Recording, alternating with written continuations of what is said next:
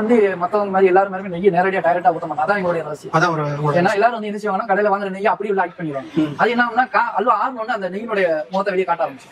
நாங்க நெய், gold winner, ஒரு சில ஐட்டங்களும் சேர்த்து ஒரு பதத்துக்கு வச்சு அந்த பதத்தை வந்து திரும்ப மெல்ட் ஆகாத அளவுக்கு நம்ம சாப்பிடணும். உள்ள போய் கட்டி ஆயிடுச்சுன்னா நிறைய பிரச்சனை வரும்.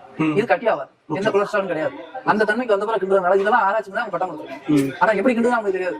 ஆனா 30 நாள் எப்படி கிடாம இருக்கு, பரவாயில்ல இது எப்படி இருக்கு அப்படின்னு சொல்லி தான் அவங்க பட்டம் கொடுத்துருக்காங்க. 30 நாள் கிடாம இருக்கும். அதான் பெஸ்ட். ஒரு மாசம் வரைக்கும் கிடாம இருக்கும். அப்படியே இருக்கும் கலர் மாறாது.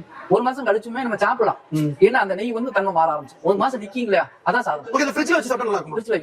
ஃப்ரிட்ஜ்ல வைக்க. அது வந்து கேரட் அல்வா, பால் அல்வா, அது 3 ஐட்டம். பால் அல்வா, கேரட் அல்வா, பாதாம் அல்வா. இந்த 3 ஒண்ணா நீங்க ஃப்ரிட்ஜ்ல, அதுவே நீங்க வெளியே ஒரு வாரம் வச்சுக்கலாம், 10 நாள் வெளியே வச்சுக்கலாம். ஏன்னா அது நேச்சுரலா கொண்டு கேரட் வந்து நைட்டு நெய்ல ரோஸ்ட் பண்ணி சீவி அதை வந்து பாரம் பண்றோம். காலையில அதை நெய் பதம் பார்த்து திரும்ப நம்ம பால்ல போட்டு அதை கிண்டி நெய் நிறைய ஊற்றி நெய்யே வேக விட்டு பால் நெய்னா கேரட் அல்வா.